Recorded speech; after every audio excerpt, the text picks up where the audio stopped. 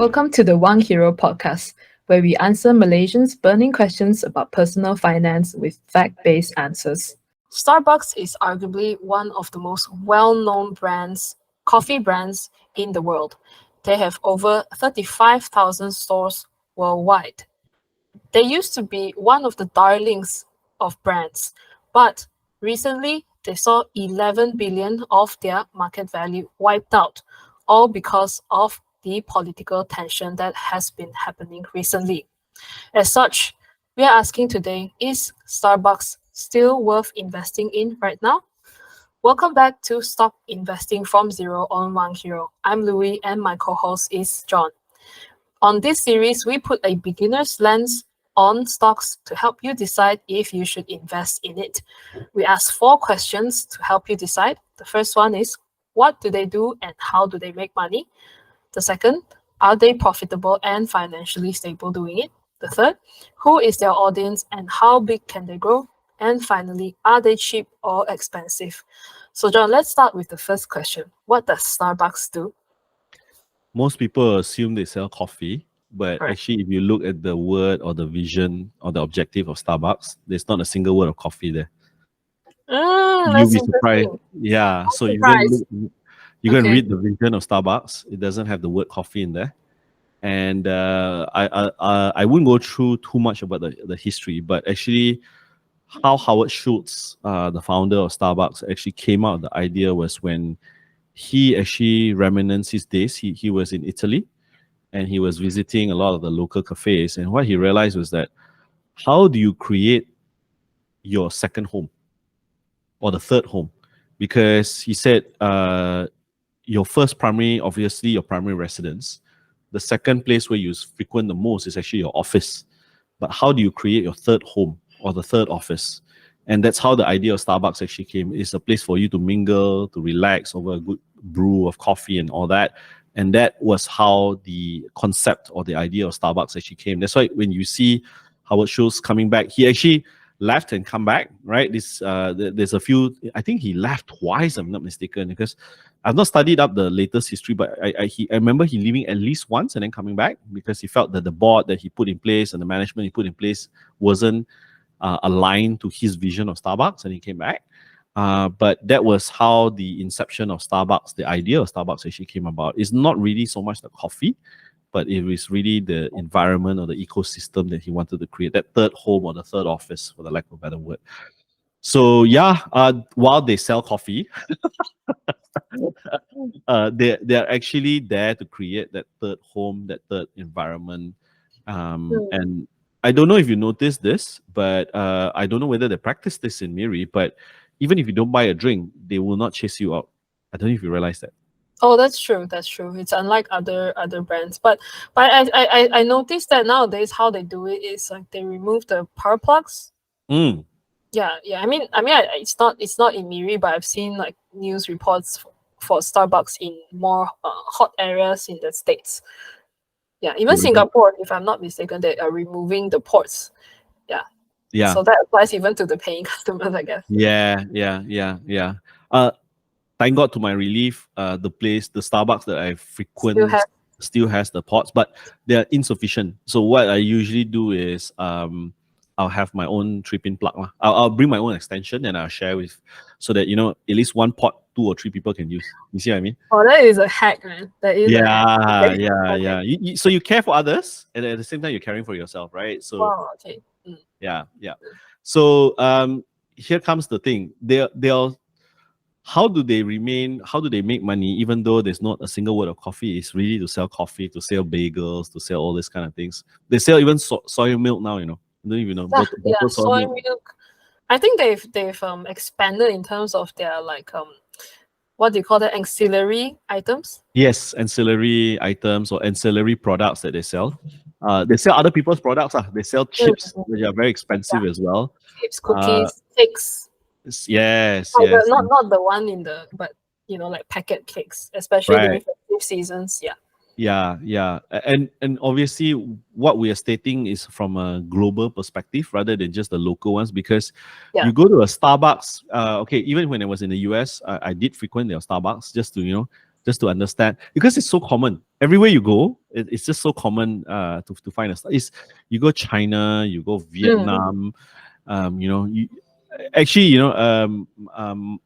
my fund management partner and I, Kevin, we were looking at things like who has the largest chain of coffee stores, and what we found is that the number two, you would think that Coffee Bean is like a close second, right, Louis? You would assume, no, it's a distant fourth or fifth.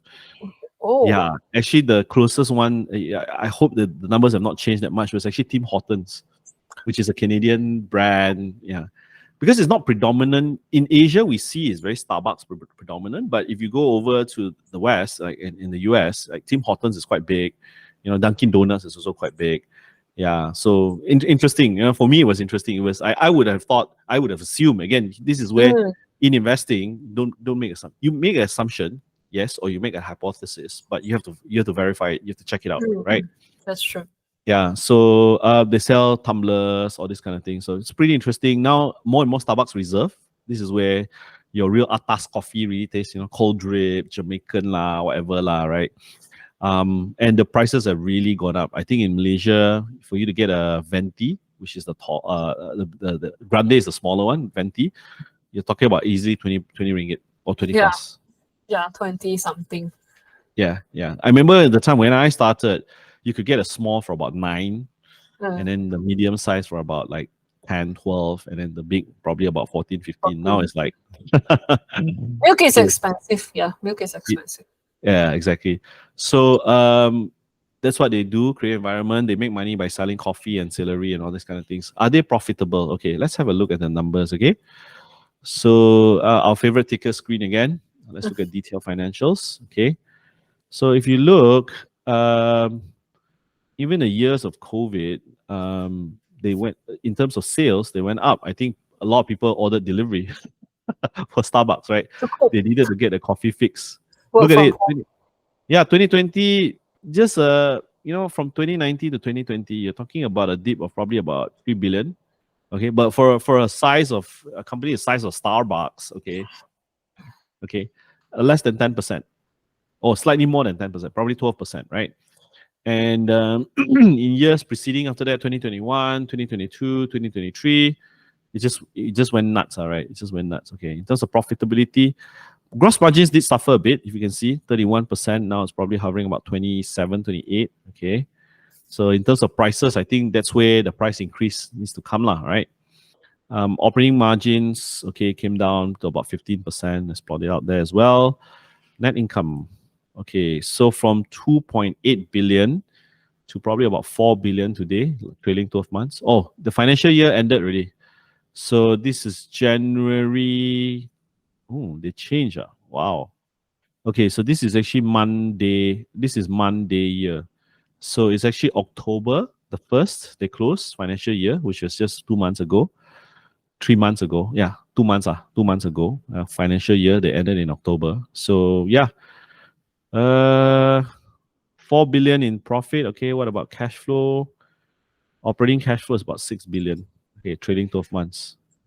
So as you can see, let's show the labels here. As you can see, business still happens to be going strong. Obviously, the next quarterly numbers is something we want to watch because of this tweet that I had, and in solidarity with between one of the two warring factions, and I think that has impacted their sales, especially in Malaysia as well. The next quarterly result will be, you will see the brunt of the boycott and all that kind of thing, lah. Let's see what it will entail, right? Who's the audience? Okay, do you see an age gap in Starbucks drinkers or not, Louis, from your sampling? Just age curious. gap. That means more young people go there and then old people don't go there, or old people go there, young people don't go there, kind of thing. Or do you don't see any age gap at all? Personally, the Starbucks I'm closest to at work, that Starbucks, I see like people of all ages. But I don't know, is it because there are not so many places to sit down, but there are like old people, young people, working adults, teens, like all ages. All ages, right? For me. Yeah, same. I don't think it's age discriminatory. And I think even your mom and dad, who may not be a Starbucks drinkers, they know Starbucks because of the prominence of the brand, the locality, or that kind of thing. It's like a Shell station. Not everyone pumps Shell, but people will know a Shell station or a Petronas station. It's because of the locality, placement, and all that kind of thing. Why this question is actually related to the audience and how big can they grow? Because in terms of coffee, there's the extreme end. I'm pretty sure you have friends who are coffee snobs. When I say coffee snobs means, wow, not cold brew lah, not cold drip lah, whatever. Oh, this one no woody taste lah, you know? I know like especially the cafe shop owners. Yeah. I This have one, a few friends like that. yeah, this one cannot drink lah. This is not cold coffee, you know, that kind of thing, right? So Nescafe is not known as coffee, you know, kind of thing. So you've got one end, which is very niche, artisanal, you know, very connoisseur kind of coffee types. But at the same time, you've got the other end who's like, their kind of coffee is a 3-in-1 or a Nescafe, right?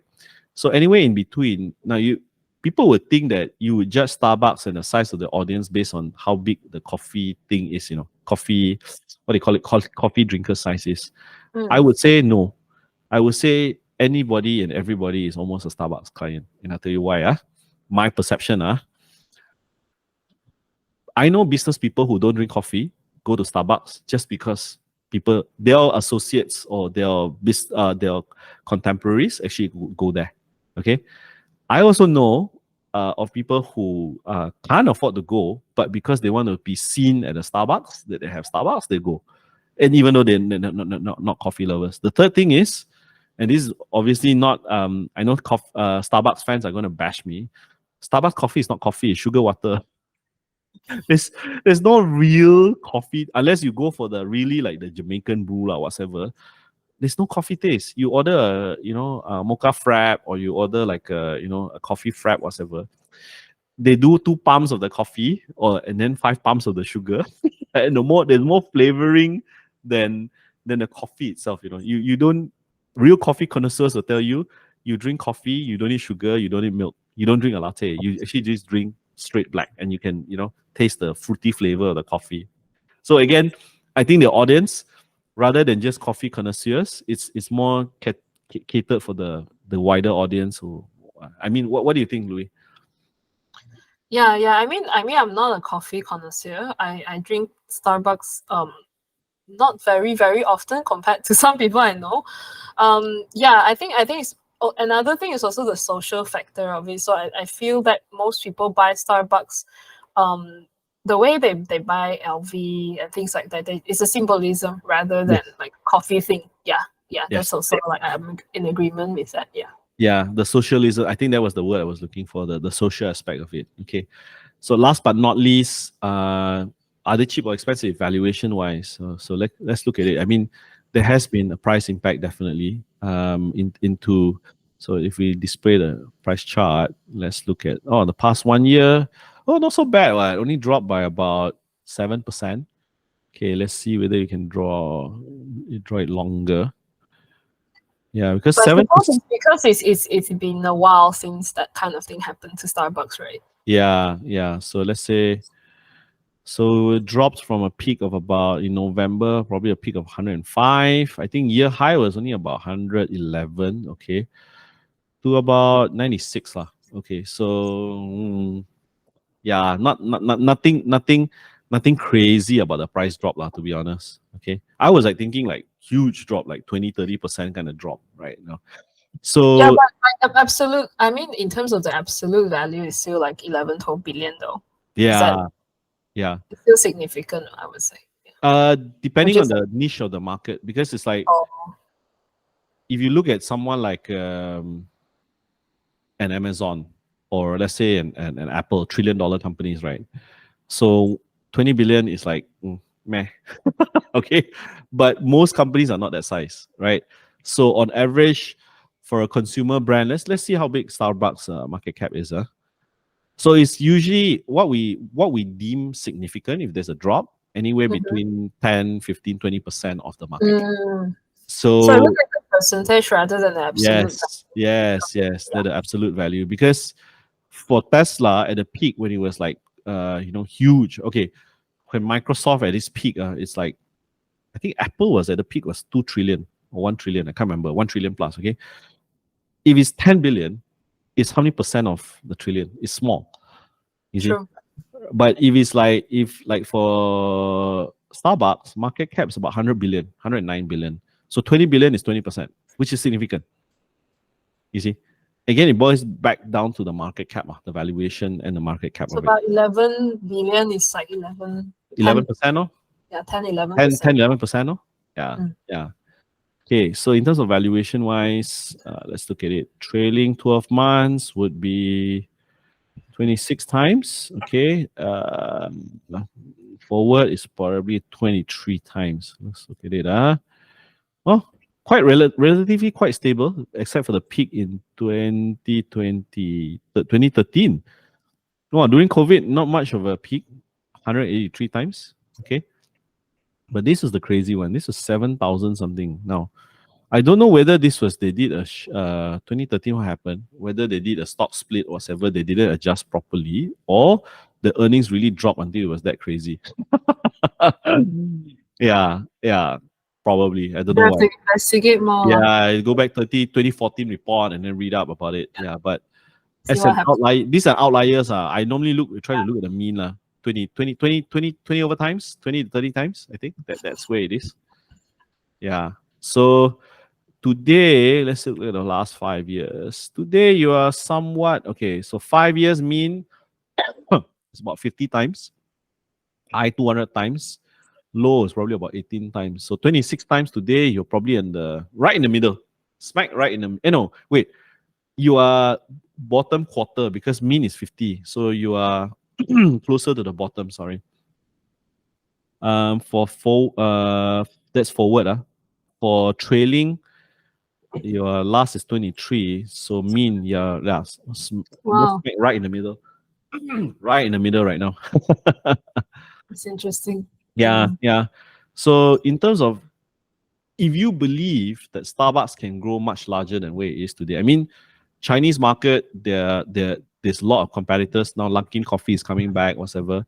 I think their only threat today, I wouldn't say, okay, the main threat, I wouldn't say only.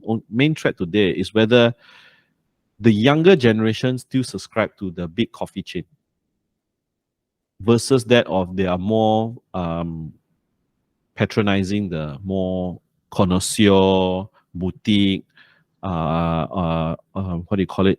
Individually owned kind of coffee chains. Because if that's the place to hang out for them, independent chains rather than the big Starbucks chains, that consumer trend is what I would deem as one of the largest threats for Starbucks. Because if you talk about large change, I mean, since Tim Hortons and all that are very predominantly geographically in North America, Southeast Asia, you don't see much competition except for Coffee Bean. You see, I don't know any other. Gloria Jean's coffee used to be quite. True. But now not really, right? Gloria Exactly. That's the point I'm trying to make. No way. There's one that's up and coming. I think even in Miri they have it now. Zeus Coffee.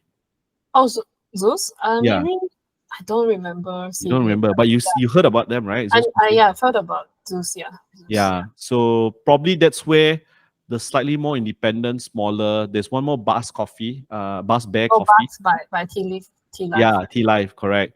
So that reasonably priced, obviously does not have the offering like what Starbucks has, the frappuccinos and all that. Memang to cater for coffee. In Indonesia, there's a Kenangan. Oh yes, but Kenangan is big, right? If I'm not mistaken. Kenangan is very big because their coffee is so cheap. I think, if I'm not mistaken, converted to ringgit, it's less than 5 ringgit for coffee. They have very small servings, but that's like enough lah. Yeah. But I'm not sure. Like when I think about that, right? When you talk about like it's not even like the coffee bit, then would you say like every other kind of like brand that offers that kind of like beverage plus a seat is a competitor? Yes, correct. You're absolutely spot on. So while Starbucks has the advantage that almost everybody is the customer for a good place to do business or to talk or to have that conversation, at the same time the lines are very blurred because like what you said, if I can have like a place, an ambience, create an ambience where there's electricity plug, there's like a quiet place to chat, nice sofa, nice that one. That can also be considered a competitor. But where Starbucks will stand out is the uniformity of their service. That means the baristas, the offerings, you don't need to think. You order a green tea frap in KL versus a green tea frap in Miri versus a green tea frap in Shanghai. It's roughly the same because it's the standardized way of offering that service or that beverage. Yeah. I mean, like when I was like looking at this Starbucks, and then there comes McDonald's like CosMc. Have you seen that? Yeah. That's Yes. interesting play, because like when you think about why at this juncture McDonald's is offering this, they must see some potential, right, in this particular market. They happen. I think that their play is actually trying to compete with Starbucks. Correct. What do you have to say to that, John? And again, it's about what is the offer on the table. So why I'm going to show this tab now is you look at where Starbucks is going. They want to go to the more, for the lack of okay, let's use a Malay word here, the more atas crowd, or the more people are willing to pay a little bit more kind of crowd, right? And that's where Starbucks Reserve came in, because this is where it caters more towards a little bit more the connoisseur side, where you actually see the real beans being ground. Enjoy the process. If you see the Starbucks Reserve in I think in Beijing or Shanghai, is literally a coffee factory. So you see raw coffee beans being roasted, then grinded. So it's just to give, again, it's not about coffee, but it's about the experience of coffee, or the experience of being in a Starbucks. You see, that is where they're selling. So that was something that I thought that I've learned it from a business coach, and I was like, wow, I was just blown away when he pointed out. And then from there, then I realized that, the way you look at things, what we see on the surface as selling coffee is not that. It's really about that ambience. That's true.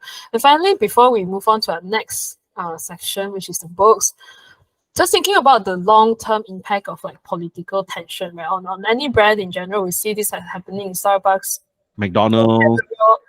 Sentiment around Starbucks right now is negative, I would say. I mean, it's also impacting a local franchisee of Starbucks. So, I mean, just how concerned should we be? Should we wait out this political tension and see things go back to normal, or is this like a good opportunity, discount price? I think it's for me as an investor, it's a discount price. Why? People don't realize the depth of a supply chain that will be impacted by a boycott with just the front-facing brand. Give you an example. We talked about the local one, right? Now, you boycott for the supporters of whatever cause, you boycott or you do this, right? Sooner or later, what will happen? The cascading effect of who are the employees that work for a Starbucks chain? It's probably it could be your brother, your sister, over the long run. They need an employment, okay? Secondly, who are the suppliers within the chain that rely on Starbucks making sure they continue to operate?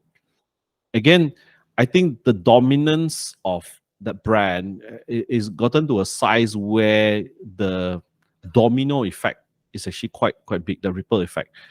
And for it to, this company wasn't built in a day. It was built over many years, a lot of mistakes, and they fortified the distribution system, the supply chain, and all that. If you were to go and compete with someone like Grab today, right, Louis?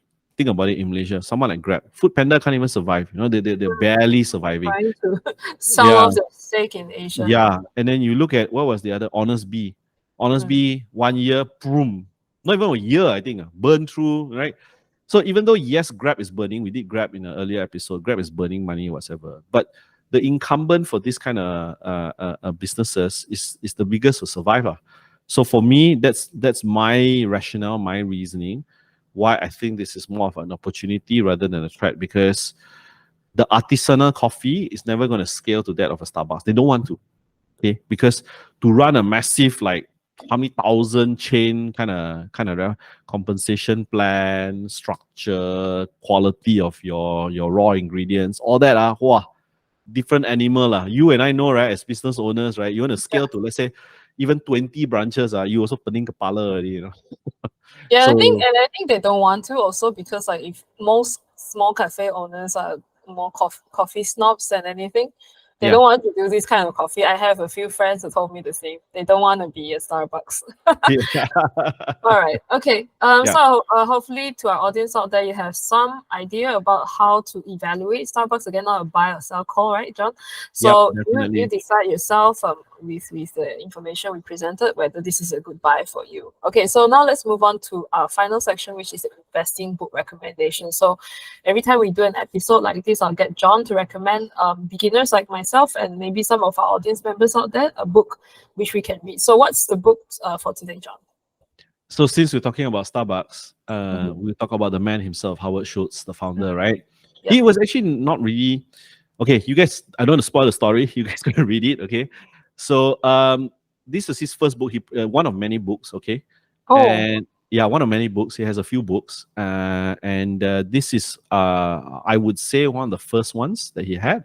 Is your pour your heart into it, and it really discusses the early days of Starbucks, the challenges that he's faced. What was his vision for creating? I think the word that he used was a coffee culture. I talk about ambience. I talk about the third office. I talked about setting systems and all that. But I think what he was trying to build was this coffee culture without stating coffee on his vision. Okay. There were a lot of challenges thrown his way. Obviously, any entrepreneur will attest to it. I mean, I midway through Phil Knight's book. Wow, it's very interesting how he had to go through. He went through, based on where I stopped, Louis, he has gone through 3 lawsuits already. And he's not even a public listed company yet, for Nike, right? Very interesting book.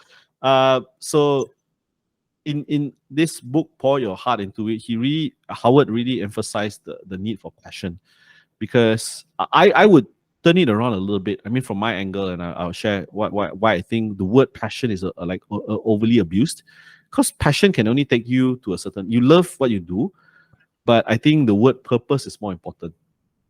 For me, purpose is higher level than that of passion, because passion is you like this thing that you do or this vision that you want to build, but purpose is really bundling up that passion to say that, hey, there are other things that for me to get to my passion, my ultimate game of my passion, there's other things that I need stakeholders, family members, your employees, or how your business has actually evolved. That purpose actually is what drives you to say, hey, I got to eat the frogs in the morning too. It's not just what I love to do. Maybe I love brewing coffee, but then managing a few 100,000 employees, managing accountants, all that kind of thing, that's where purpose comes in. And I think that's of a higher level that, I would think that as an entrepreneur, you need to emphasize on. He also, I think this is where Starbucks really stands out from the crowd. Schultz actually emphasized the need for branding.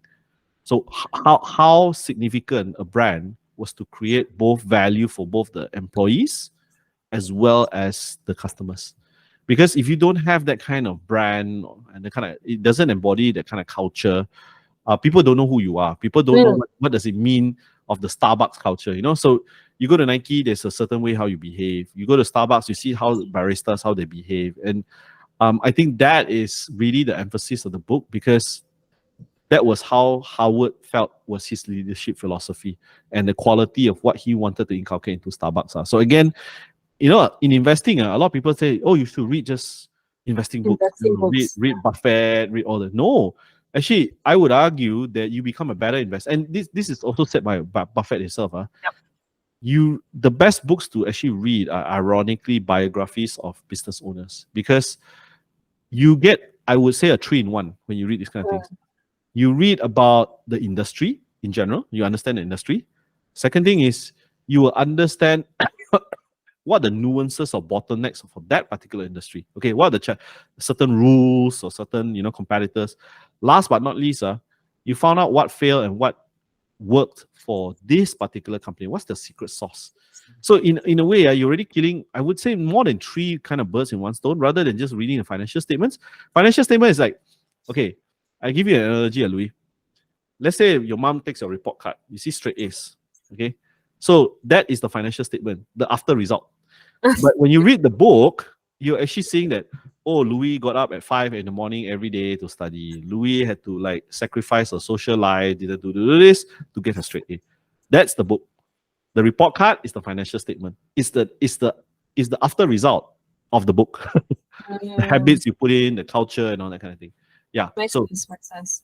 Yeah, I think that's really like something that, you know, after some time of doing business, I kind of started to value those stories, you know, because at the beginning of my career, I also did a lot of interviews with founders, and it's always different from the newspapers and what you see from, you know, their shop. Okay, so hopefully to our audience out there, you've picked up some tips on how to evaluate Starbucks, as well as like this book, Pour Your Heart Into It, that you can pick up and then maybe understand Starbucks philosophy from the man himself who created Starbucks. So that wraps up today's episode of Stock Investing from Zero.